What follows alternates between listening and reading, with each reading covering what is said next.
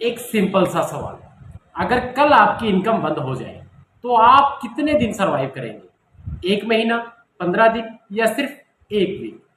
आज की इस वीडियो में सच तो ये है कि दोस्तों 90% लोगों के पास अपना कोई इमरजेंसी फंड होता ही नहीं है। जय श्री राम दोस्तों, मैं अजय सिंह राजपूत स्वागत करता हूं आप सभी का आज के इस खास वीडियो में। दोस्तों आज के इस वीडियो में हम ये जानने वाले हैं कि इमरजेंसी फंड क्या होता है, इमरजेंसी फंड कैसे बनाएं और कितना होना चाहिए और उसको कहां पर रखें। तो वीडियो को एंड तक देखना बिल्कुल मत भूलना, ताकि आप अपने इस इमरजेंसी फंड को क्रिएट करने से कहीं चूक ना जाए। तो चलिए दोस्तों आज के इस वीडियो की शुरुआत करते हैं। सबसे पहले हम बात कर लेते हैं कि इमरजेंसी फंड क्या होता है। इमरजेंसी फंड एक ऐसा पैसा होता है जो सिर्फ आपको आपके इमरजेंसी के टाइम पर चाहिए होता है। जैसे आपकी अगर जॉब चली जाए, कोई मेडिकल इमरजेंसी आ जाए या कोई फैमिली के अंदर कोई भी ऐसी क्राइसिस हो जाए, तो उस समय पर आपका ये इमरजेंसी फंड आपको प्रोटेक्शन देता है या आपको कुछ टाइम तक बैकअप देता है। अब ये पैसा आपकी फाइनेंशियली बैकअप होता है। और अब दूसरा इसमें बात करते हैं कि कितना होना चाहिए। रूल सिंपल है, मिनिमम से मिनिमम 3 महीने का आपका एक्सपेंस या 6 महीने का, अगर 1 साल का हो तो और भी बेस्ट है। फॉर एग्जाम्पल अगर मान लीजिए आपके महीने का एक्सपेंस 20,000 रुपये है, तो आपका 3 महीने का मिनिमम 60,000 रुपये आपके सेविंग अकाउंट में होना ही चाहिए या आपके पास होना ही चाहिए। आगे हम बात करेंगे कि ये पैसा आपको कहाँ रखना है। दूसरा, अगर आप 6 महीने का कर लेते हो तो ऑल द बेस्ट, 1,20,000 रुपये आपके पास होना ही चाहिए, जिसको आप जब जरूरत पड़े तब यूटिलाइज कर सको। और तीसरा, अगर मान के चलो आप 1 साल का इमरजेंसी फंड क्रिएट कर लेते हैं यानी कि 2,40,000 रुपये, तो आप यूँ मान के चलो कि बहुत सारे हेडेक से दूर चले जाते हैं। अब तीसरा इसमें मैं बात करता हूँ आपसे कि कैसे बनाएं। अब सबसे इम्पोर्टेंट सवाल है कैसे बनाएं, शुरू कैसे करें। आप अपना मंथली एक्सपेंस कैलकुलेट करिए।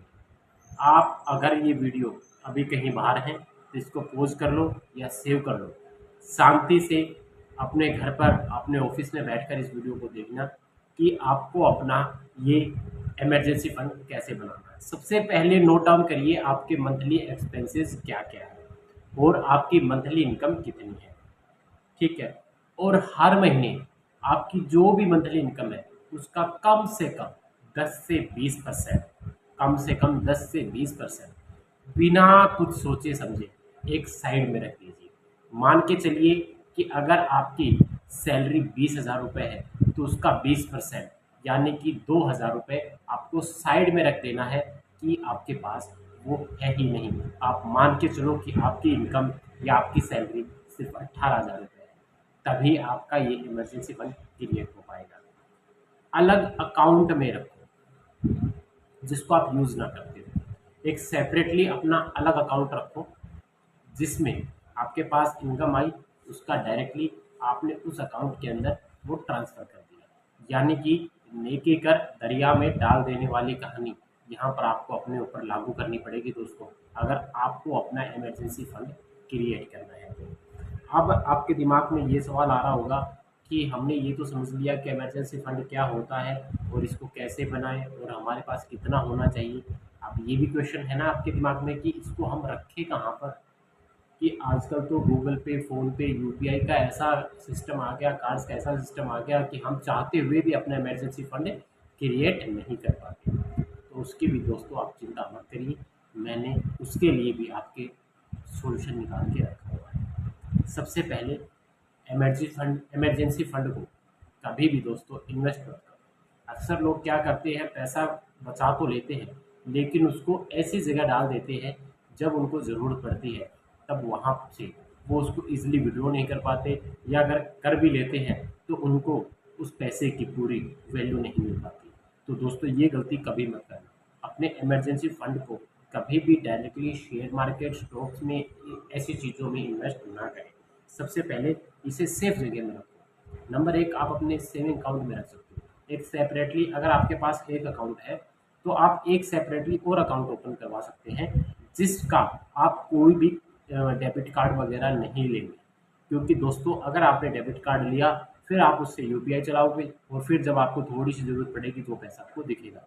आप अगर डेबिट कार्ड नहीं लेते हो तो आपको ये लगेगा कि यार बैंक के चक्कर लगाने पड़ेंगे, बैंक में जाना पड़ेगा, वहाँ पे स्लिप भरनी पड़ेगी, फिर कैश विड्रॉ कराना पड़ेगा, तो आप इतना सारा मेरे हिसाब से बर्डन लेना नहीं चाहोगे। तो मैं यही कहूँगा, सबसे पहले इसको सेफ जगह पे रखो। फिर दूसरा, आप अपने सेविंग अकाउंट में रख सकते हो, किसी सेपरेट अलग सेविंग अकाउंट में, जिसको आप यूज़ ना करें, जिसका आपके पास कोई भी डेबिट कार्ड, एटीएम कार्ड ना हो। और दूसरा, इसको किसी लिक्विड फंड में भी डाल सकते हैं, या आप इसकी आप एफडी भी करा सकते हैं। लिक्विड फंड्स जो कि सेफ एंड सिक्योर है, यहाँ पर आपका पैसा सेफ है, चाहे उसके अंदर आपको, हाँ, एक बात और मैं बता देना चाहता हूँ, अपने इमरजेंसी फंड पे कभी भी लालच मत करना कि मैं इस पैसे को डबल कर लूँ, मैं इसको यहाँ रख रहा हूँ तो इसका ये हो रहा है, इसको मैं वहाँ पे लगा दूँ।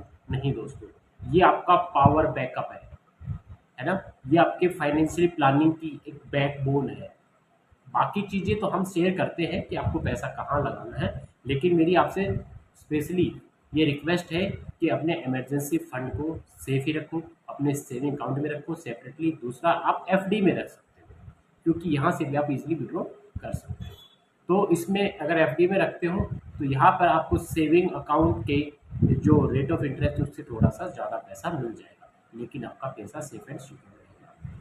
और हाँ दोस्तों, इमरजेंसी फंड कोई लग्जरी नहीं है, बल्कि ये आपकी नेसेसिटी है। अगर आज तक आपने इसे शुरू नहीं किया है तो आज ही शुरू करो।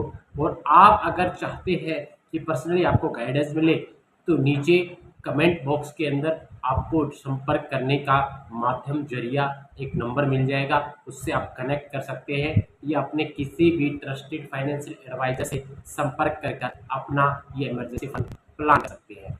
बाकी मैंने सिंपल कुछ टेक्निक्स भी आपको बताई हैं इस वीडियो में, तो आप अगर उनको फॉलो करते हो तो सिंपल से अपना इमरजेंसी फंड आप खुद से भी अपना क्रिएट कर सकते हो। आई होप दोस्तों, आज का ये वीडियो आपको काफ़ी वैल्यूएबल रहा होगा आपके लिए। और मैं अजय सिंह राजपूत अब आपसे यही रिक्वेस्ट करता हूँ कि वीडियो अच्छा लगे तो कमेंट करके बताना। और हर वीडियो में दोस्तों मैं एक बात ज़रूर कहता हूँ आपको, जय श्री राम जरूर लिख दिया करो। इससे दो चीज़ें हो जाती है, काम का काम हो जाता है और ईश्वर का नाम भी लिया जाता है। तो नई वीडियो में मिलते हैं, तब तक के लिए हंसते रहिए, मुस्कुराते रहिए, अपना ख्याल रखिएगा। फिर से कहता हूँ, जय श्री राम।